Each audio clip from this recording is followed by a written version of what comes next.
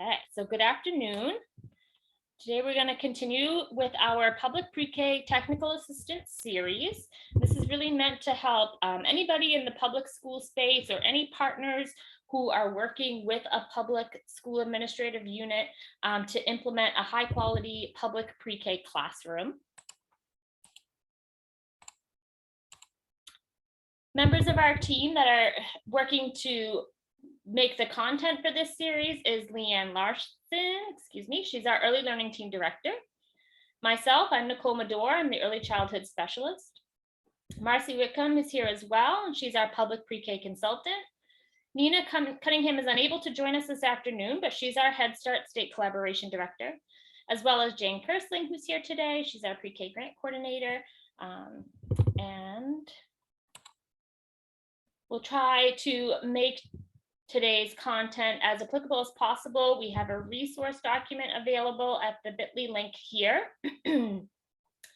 Today's agenda is really to review the topics of classroom environments and high quality materials, as well as offer any time for discussion and questions.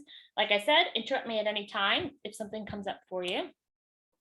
And I also wanted to mention 2 weeks ago, we had a session planned around pre-K curriculum and assessment. And we were having a lot of technical difficulties on that day, so we weren't able to move ahead with the session as planned. I did record just privately the content, and that video recording is available on our public pre-K, or excuse me, our early learning resources page. But just to sort of reiterate for folks here today, I was going to touch back on the curriculum and assessment pieces just for a couple slides worth quick review, and then move forward with classroom environments and materials, because that's really the bulk of today's content. Like I said, the full content for curriculum and assessment is available and recorded on our site for folks that have interest or want to go back and watch that. It's about a 20-minute video, so shouldn't take too long. So here's our pieces for today.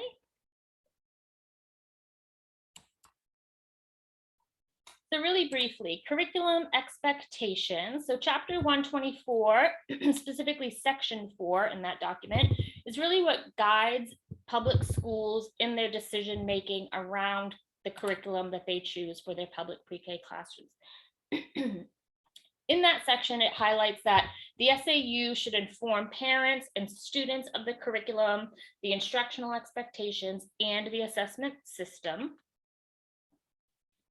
It also highlights that preschool programs must demonstrate curriculum practice that aligns with our Maine early learning and development standards, also known as the MELDs. And of course, it must be appropriate for the age and developmental level of the students. Teachers must organize the space and select materials in all content and developmental areas, and we'll touch upon that much more today. We also have the pre-K guidebook, which is just meant to sort of dig a little deeper into high quality public pre-K settings. And in the guidebook, it touches upon curriculum in terms of, again, alignment to our MELDs. There can be confusion around the purpose of the MELDs and how that is or isn't curriculum, right? So the MELDs is just the standards, similar to the Maine learning results or the standards for children in grades K-12. MELDs highlights what typically developing children should achieve throughout the course of their years from 3 to 5 years old. It's not meant to be a curriculum, and it's not meant to be an assessment. Rather, the curriculum you choose and the assessment that you choose should work to instruct development in alignment to the MELDs, and then assess development in alignment to the MELDs. In the pre-K guidebook as well, it mentions that curriculum should reflect continuous, sequential, and intentional instruction, of course, again, aligned with the MELDs.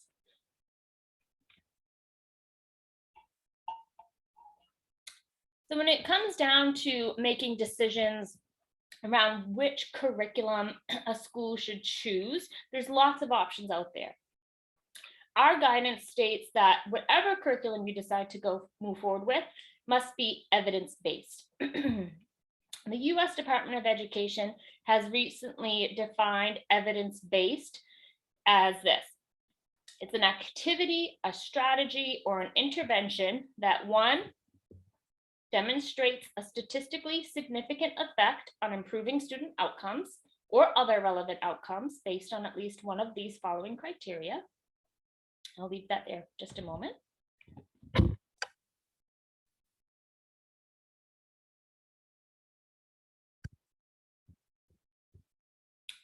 So it's an evidence-based as an activity, strategy, or intervention that, two, demonstrates a rationale based on high quality research findings or positive evaluation that such activity, strategy, or intervention is likely to improve student outcomes or other relevant outcomes. And three, includes ongoing efforts to examine the effects of such activity, strategy, or intervention. And we always recommend that whatever curriculum you choose, it be vertically aligned. So when we say vertically aligned, we mean throughout the grades. So whatever you're doing in pre-K is aligned with what's happening in kindergarten. So that transition is that much smoother for students and families. Whatever's happening in kindergarten aligns with what's happening in first grade, again, to improve student outcomes, makes transition smoother for students and families. Be very mindful of selecting too many curricula. So at the end of the day, it's a business, right? There's a lot of curricula to choose from. There's a lot of businesses out there that create different instructional programs. So some of them meet a whole child approach, meaning that they provide textbooks, materials, and learning lessons, and targets for teachers to plan instruction in their classroom that meets the development of children in all domains. There are others that are only meant to address one learning domain, like, for example, reading instruction or math instruction or social emotional learning. So it's not uncommon for schools to purchase programs that meet those singular learning domains. And what happens is too much of a good thing is too much, right? So it's too much for teachers to plan, to organize, and to keep track of. So just be mindful of that when you're looking through what curriculum might best suit the needs of your students in your community, that it's not too much. And then moving on briefly to the assessment expectations. It's not uncommon for purchased curricula to come with an assessment tool or an assessment practice that meets the needs of their instruction. So it's a possibility that whatever you're looking to choose for instruction comes with an assessment practice. In Chapter 124, again in Section 4, it reminds us that programs provide periodic and ongoing research-based assessment of children's learning and development that documents their interests, their needs, and progress to help plan instruction, relying mostly on demonstrated performance of authentic activities, includes children's work samples, teachers' observations, and anecdotal notes. As well as checklists and inventories and parent conference notes and photographs, videos, health screening reports, and referral records for support services. Whatever you choose to do for your assessment practices, it must be able, the results of the assessment must be communicated with families regularly, right?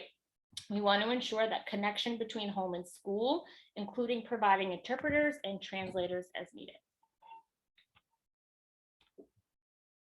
Just like our instructional practices, our assessment practices must also align to our MALDs, those early learning and development standards.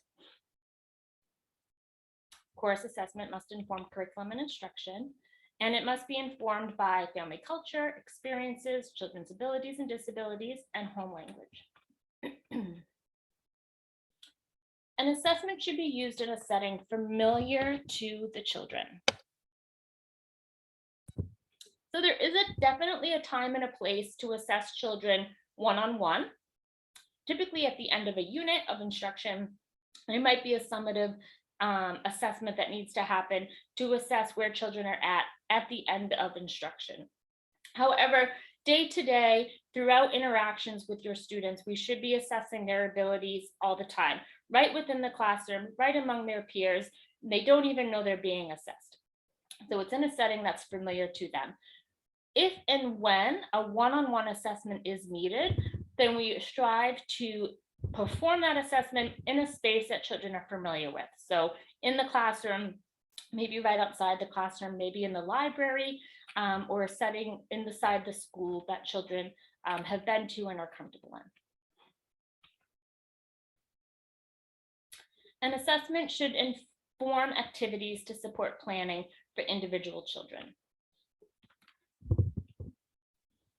So again, like the curriculum, our pre-K guidebook also highlights some things to keep in mind when thinking about your assessment practices.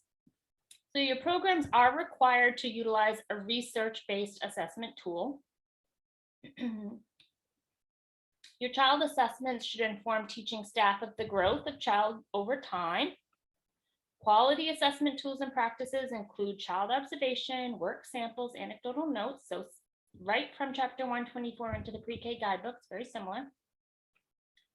Must align with the mounts, and assessments should be completed across the program year at designated times. Okay, let me just stop here for a moment. Any questions or thoughts around curriculum and assessment? Because again, that was just a really brief sort of recap from 2 weeks ago when we got shut down. I'm just going to pause for a moment.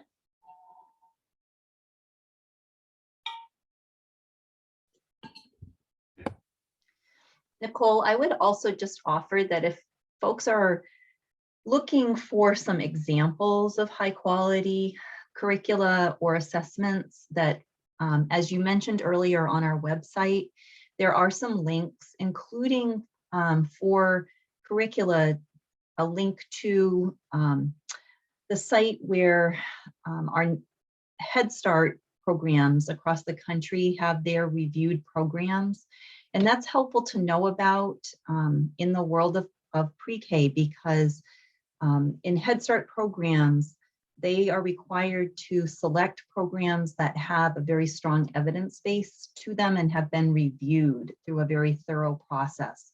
So the link to that site is a great one to go to find programs that have gone through that thorough review and have demonstrated that they are working across all of the domains of children's development. So sometimes that's a good starting place if you're beginning to search. Thank you. And I don't know, Nicole, were you going to mention pre-K for Me?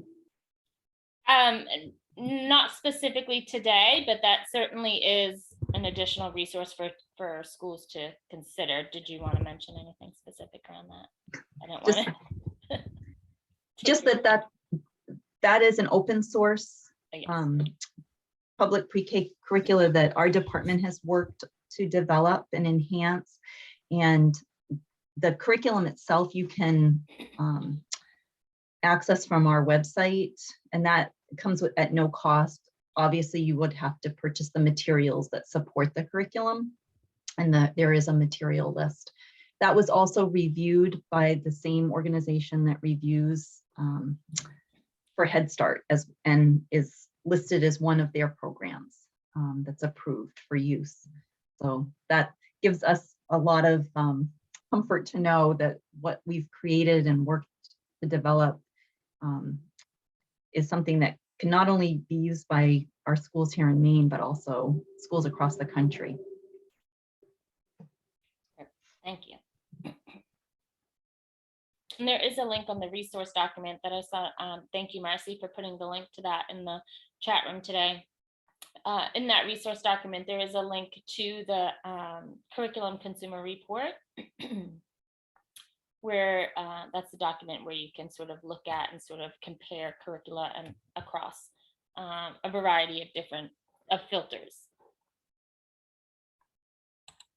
Okay, so not seeing any other questions, I'm going to go ahead and move us forward into today's content around the pre-K classroom, specifically the classroom environment and high quality materials.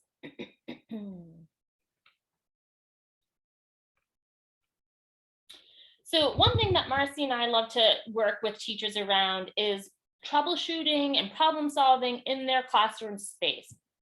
So of course it's helpful to, clearly you have to start thinking about your space before children even enter it at the beginning of the school year.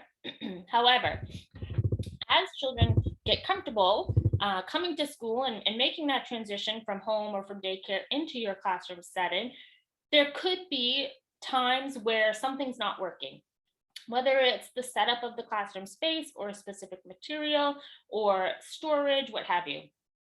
So whenever those conversations come up, Marcy and I like to encourage teachers to just step way back outside of their classroom and think of just the perimeter of your classroom and to take specific notice of these specific qualities. So if you're able to draw a perimeter of your classroom, include where the windows are, include where the doors are, and then think about your flooring. Is it all carpet? Is it all tile? Is it a combination of carpet and tile? If so, where and how? And draw that right on the perimeter of your classroom. And then take note of the lighting. Is it natural lighting? Where are the windows and the doors located? Are your lights dimmable, or is it always one LED brightness? What are the sort of pros and cons of having these? Is your natural lighting bright enough that you don't need to have your lights on all the time? Or is there an option where you could add more natural lighting to your space? And then to also take specific notice of where your sinks, bathrooms, and water sources are. Ideally, all of these things are located right inside your classroom. In our newer spaces or spaces that have been recently renovated, this is the case. However, many of our classrooms across Maine and our schools are outdated or old, quite frankly. So sometimes access to these water sources aren't readily available directly inside the classroom, and students may need to transition outside of the classroom to access bathrooms or sinks. And if that's the case for you, make note of that. Is it an option to bring any of those water sources closer? And then take note of any cubby space or storage space for students' individual items. Is that located inside the classroom or outside the classroom? What's a pro or con to that? The other thing to remember is that Chapter 124 tells us that classroom spaces for public pre-K programs must be at least 35 square feet per child. That cannot include cubby space. So if your cubbies are inside your classroom and that's taking up too much of that square footage, then we may need to rethink how children are storing their individual items. It also cannot include the teacher's personal space. So if she has a desk, for example, then that can't be included in the 35 square feet. So that might be another area where we might need to look at options of eliminating a teacher's desk so that he or she can still have a space to plan and store their own items, but it's not deducting from the student's space. And then any door swings or things like that can potentially deduct space as well. Otherwise, if you can imagine a full-size mattress, approximately 7 feet by 5 feet, 35 square feet per child, then that's what we're looking at. And if your classroom's bigger, fantastic. So once you've got the perimeter of your classroom sort of noted down on paper, then you can start to make a list of the following non-negotiable centers. Now, these are going to be specific to whatever curriculum you choose. So if you're going to implement pre-K for me, then there are very specific centers that must be available for children every day. If you're implementing creative curriculum, then the centers that are available every day are probably similar, but there might be one or two different. So make sure you're looking at the needs of whatever it is you're going to be instructing around and coordinate your classroom space to meet that. So some of the common centers that are typically non-negotiable in most high quality curriculum include a block space, A nice big area to include up to at least 4 or 5 students. A space for dramatic play that can accommodate maybe 3 or 4 children. A space for manipulatives and fine motor materials for about 3 or 4 children. A library or reading space. A writing area. An art and easel area. A discovery or texture table. And a quiet space. So some of these will involve furniture like tables and chairs. For example, a manipulative or a fine motor space, maybe your writing space, maybe an art space. You're going to want a hard surface for students to sit and interact with the materials at. Some of the other centers are much bigger spaces, like your block space is a large floor space for children to interact in. Library or reading might have some comfortable furniture, but maybe doesn't have to be quite as big as the block when we're thinking about square footage. As space allows, so some teachers have enough room and enough materials to accommodate additional centers around science or technology. But it's really important to mention that science and technology materials shouldn't be included, or excuse me, it's not to say that science and technology materials are not included in other centers, right? It's not a if there's space, then we'll have. Be mindful and be thinking about how science materials and technology materials, for example, can be included in other spaces like manipulatives or by a window or by a shelf if your space doesn't allow for a specific center. But if your room is large enough and you can have a music center or science center, things like that, then you absolutely should consider including materials to support learning in those spaces.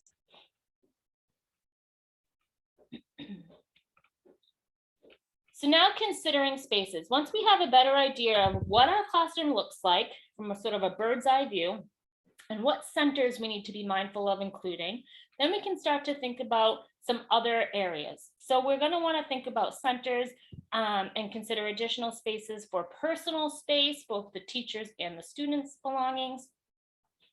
Storage for classroom materials that are in use. So sometimes this is able to be stored in the classroom. Sometimes it has to be outside of the classroom. Any areas on the walls for displays? Are these positioned high or low? Are these inside the classroom or outside of the classroom? We'll want a space for a whole group. So a spot where all 16 children and both adults can sit and interact comfortably, as well as spaces to accommodate small groups.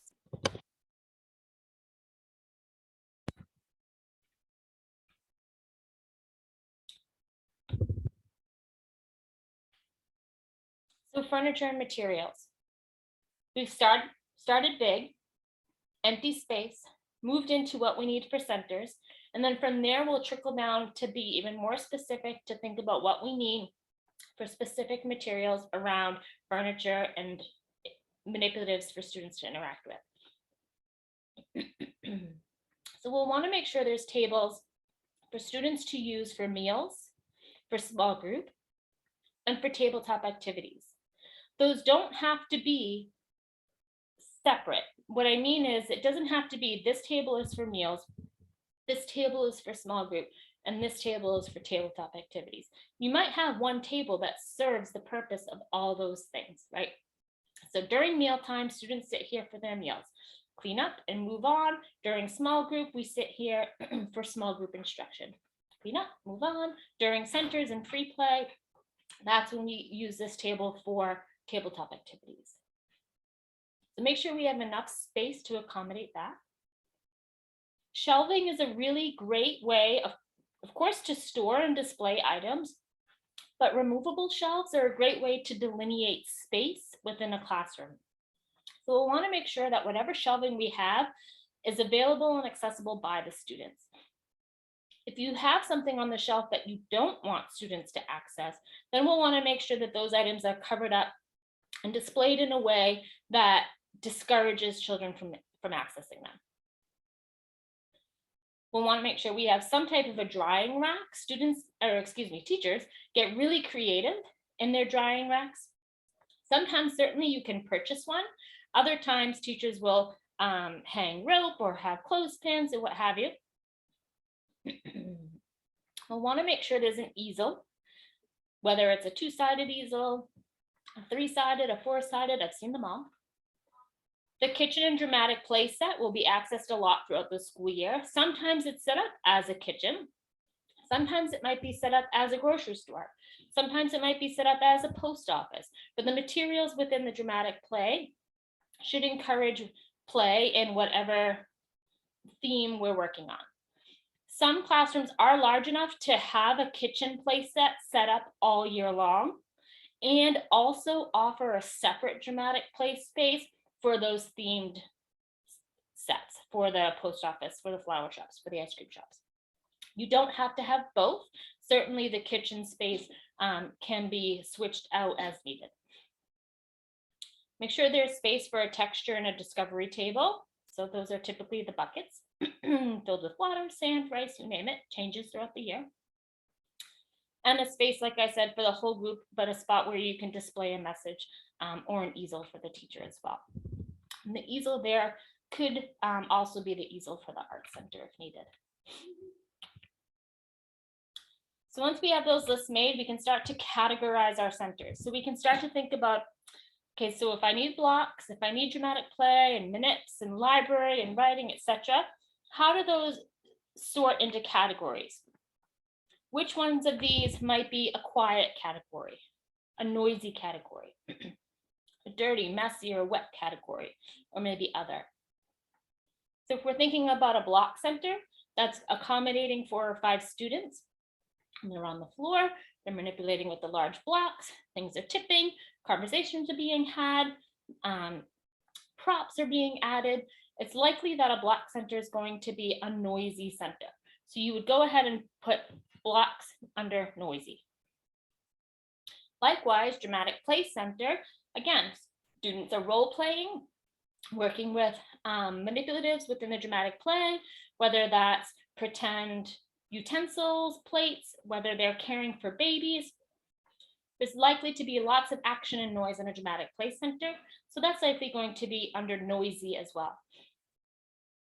Manipulatives, a math center, a science center, a writing center, an art center might have some interaction, but it might also have some students there just working amongst themselves and thinking and working quietly. So it might not quite be in the quiet, it might not necessarily be noisy, but maybe somewhere in the middle. A library center is typically where students are going to go to read a book by themselves or listen to a story on tape by themselves. So that's going to be your quiet. And if you have a space for an individual quiet space for a student to sort of get away to and take a break from their peers, that's also going to be another quiet space. So when we've had a chance to categorize these centers, then we can think about our classroom. Here's a perimeter. I have a dry region and a wet region. This classroom happens to have water sources and a bathroom, so you can see that that's lined out. And you can start to think, okay, if I have students working in an art center, and that's a dirty or a messy or somewhat of a quiet zone, I'm probably going to want that to be located near a sink, right? For a quick cleanup, clean out the sponges, clean out the paintbrushes, what have you. Students in my library area are going to want it a little more quieter, so I might want to distance that a little bit from an active zone or a messy zone. So if I have my library center and my noisy dramatic play center, I might not want those side by side because they could interrupt the other. So if your classroom allows for it, try and space those out as best as possible. You'll want your active zone to be probably your larger zone. That's probably going to accommodate your blocks and your dramatic play, for example. Like I said, library tends to be a little bit smaller. Individual quiet space tends to be a little bit smaller. So those things can fit in the quiet zone as needed. When you're thinking about your whole group space, be considerate of which way students are facing. Sometimes it helps if they're facing the wall or facing the door or facing out the window. That's something that you'll have to sort of decide and play with once your students are in class and routines have started. Oftentimes we recommend to start the year off with the teacher in a whole group setting, the back to the wall, back to the corner, so that he or she can see the entire classroom and can see any of the entrances and exits, and students have their backs to those places. More often than not, I believe that that works the best. However, like I said, the makeup of your classroom will really help you decide that better. And then from here, you can go ahead and start filling it in. So where are those tables and chairs going to go?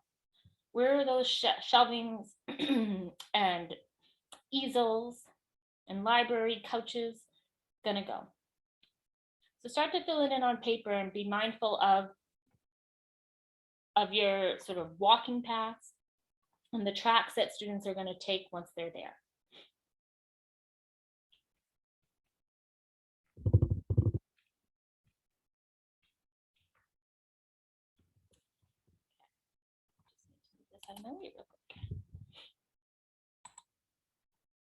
So this is a picture of a classroom. It's actually a kindergarten classroom that we visited. This is one of my favorite photos to share because it really shows how this particular teacher used her furniture to designate space within the classroom. So you can see how she used the couches, the individual chairs, the shelving, the tables and benches, and the bookshelves to designate where her centers are within the space. All of her materials and furniture are low. So an adult in the classroom should have no problem seeing or hearing students as they work and play. The second bullet here says to avoid perimeter framing. And what that means is we really talk with teachers to avoid setting things up against the wall and leaving the bulk of the classroom in the center open, or maybe with just tables. What this does is sort of an unintended consequence of setting up a racetrack in your classroom, right? So if there's a wide open space, it's common that one of your students is going to come in, see that wide open space, and want to run. Running is fun. I can get from here to there faster if I run. And they can get from here to there faster if they run and if there's space to run. But if you're smart and you designate your space and delineate your classroom using your shelving and your furniture, then you can discourage that type of behavior.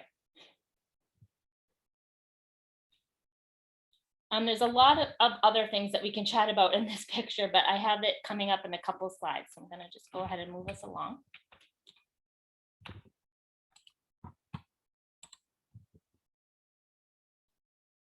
So another thing to be cognizant of, and this can be really tricky for an educator in a classroom to recognize or to be honest about. So sometimes it honestly takes an outsider coming in. An outsider might be Marcy or myself, or it might be a principal, might be a parent or another teacher. But have somebody else come into your space and take a look around and see if they have any suggestions, or if they're feeling like it's cluttered, or if they're feeling like it's not enough, right? Not enough stimulation in materials and furniture. So we want to try and store any unused items up and away from students or outside of the classroom. Preferably, these should be in colored tubs or boxes that students cannot see through. The trouble with clear tubs for storage and having those be present in the classroom, students can see what's in them. And on any given day, they might look up and see a set of trucks that they haven't played with since September, and they think, oh, I want to play with those. And if that's okay with you, then great. You can honor the student's request by pulling it out. But if you're really wanting the students to use the materials of the unit that you have out and available, then having other ones stored in clear tubs can be detrimental to that. So just be thoughtful and sort of consider it as far as storage goes. If colored tubs or storage outside of the classroom is impossible, then try and store those items on low shelves that are covered with plain curtains or sheets to minimize distractions. And then also be mindful of any wall displays. So what is the content on those wall displays? Is it helping you in your instruction? Is it helping students feel welcome and comfortable in your space? Perhaps they're too bright. Perhaps they're too dull.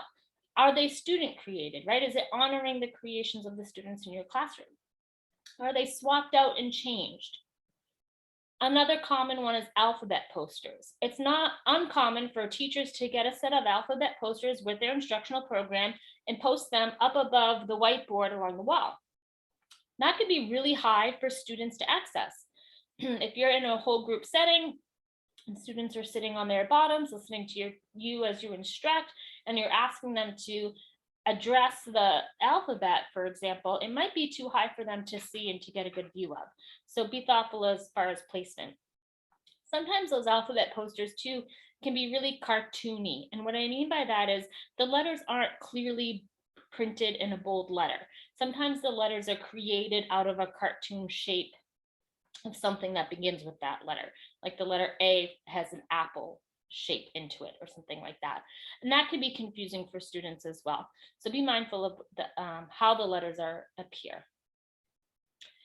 And then once you've got your classroom up and ready to go and you're ready to welcome your students in, before that student walks in the door, do a hip video test.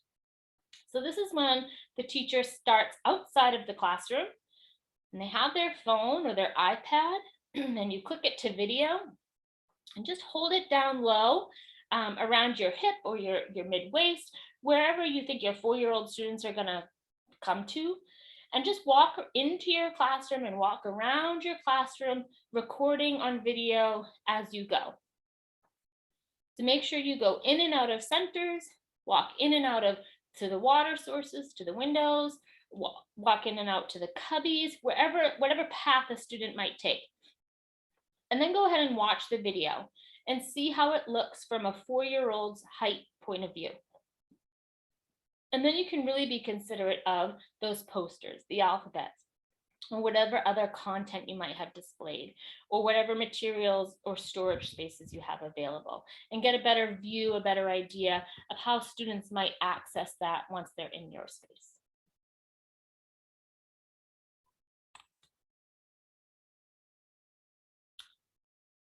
So the materials that you have available in your centers are as important as the curriculum that you teach, as the assessment that you use for assessing students' development. It's as important as family engagement and relationships with your students, right? These materials take on a whole nother lesson with students. It re-engages them as learners in your classroom. And if things aren't set up in a way that are accessible for students to independently interact with, then it can be an unintended consequence there. So for example, this is just a quick photo of a block center.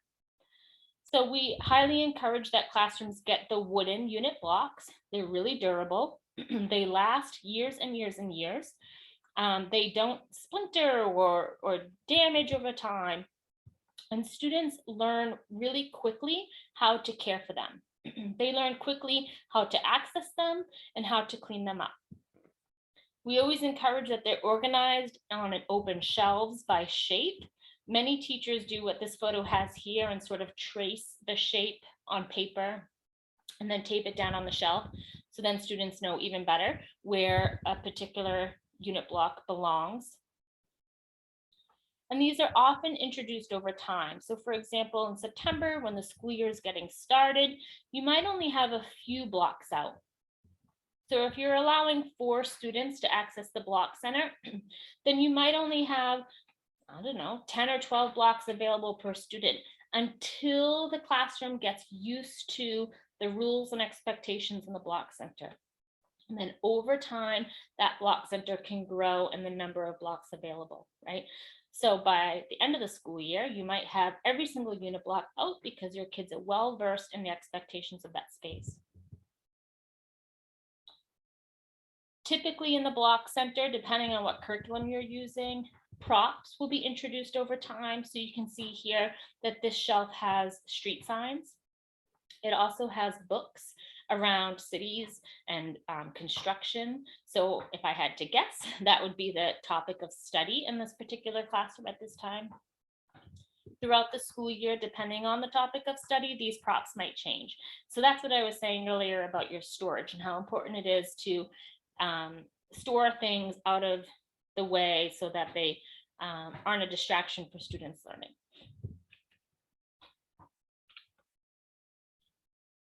So another center that is a common one in many curriculum is the writing center. So we encourage teachers to have this centrally located in the classroom. Why? Well, it's so that it can be accessed by all students at any given time. So for example, if students are working in the block center and they want to step away for a minute, or they're creating a zoo or a racetrack and they want to add props to their construction design, then they might step away and go to the writing center real quick to make that sign and then bring it back and add it to their creation in the block center, for example. We also encourage, like this picture has here, clear organization and labeling. At the beginning of the school year, you might label with pictures. Throughout the school year, you might add words, and then by the end of the school year, it might be just words, right? It depends on the development of your children. There are few writing implements. So you see here, there's a bucket of scissors, but there's only 4 or 5 pair of scissors in there.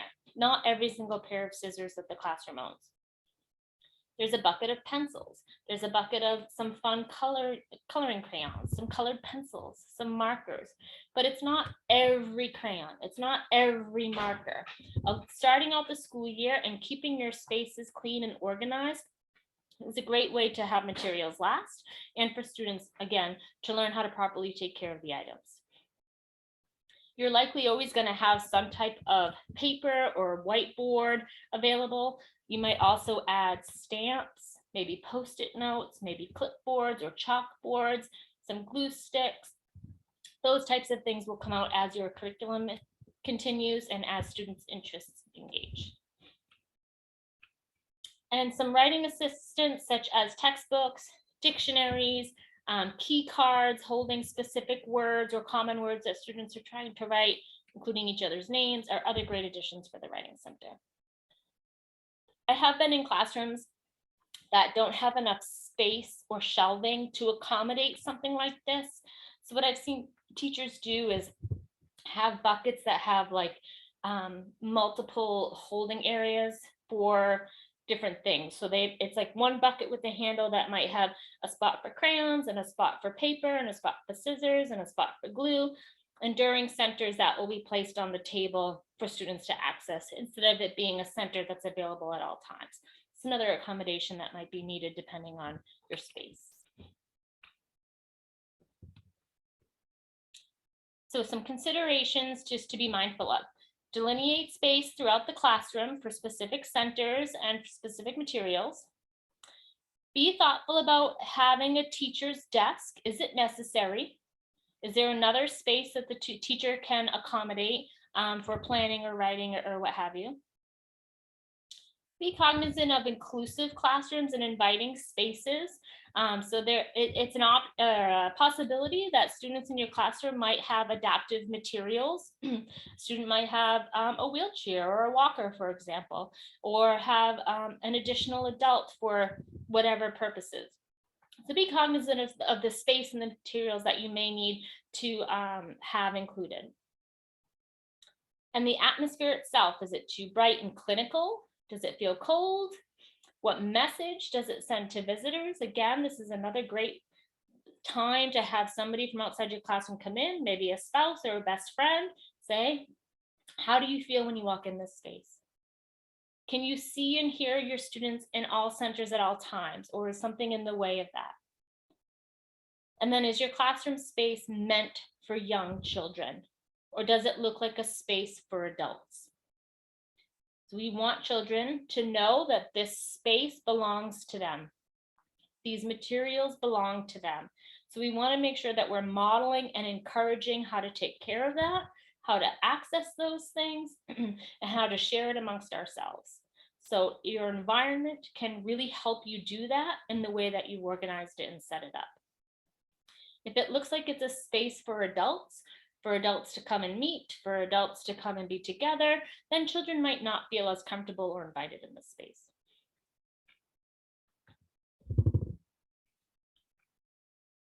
Oh, so I have some pictures here of some high quality examples and some steer away from examples. So here's a picture of some young students interacting with the blocks. You can see they're starting to stack them. Many teachers have expectations and behavior expectations in the block center, so you'll want to make sure that you're really clear and upfront about that. For example, if students are allowed to stack blocks high, how high can they go? So I've seen some classrooms where they say structures cannot be taller than the shelf, or structures cannot be taller than a person's leg, or they can't be taller than a person's chin, what have you. So be mindful of that and be really clear and upfront about that when you're introducing blocks to your students. This is just a picture of a classroom space. There are no students in it at the moment, but you can see how this teacher has used carpeting and materials and lighting to make a space that feels comfortable and inviting for students to enter. It's really clean, it's very organized. There's not a lot of clutter, there's not a lot of distraction on the walls, and the color scheme seems to be pretty neutral. This is a picture of a classroom where students look like they're spending a lot of time at tables or at desks. Now, during our COVID pandemic, this was a common scene because of social distancing needs. But I'm hoping moving forward, we can start to get back to a scene of a classroom where students are sitting and interacting among each other in spaces that are not necessarily desks and tables at all times. So this particular picture is a steer clear from. And here's another one. This is a picture of students working at a desk as opposed to in a way that's interactive or sharing materials. And this last picture is of a whole group space. You can see the teacher is instructing the students and they're all facing her. There is a time and a place where a whole group should be set up like a circle where students are all sat around a carpet facing in. But for a lot of other interactions at whole group, we encourage teachers to consider this sort of a setup where students are all facing the teacher and sitting in rows or some type of a stadium seating, for example, especially during times when you're reading a story perhaps or modeling something. This way all students can see.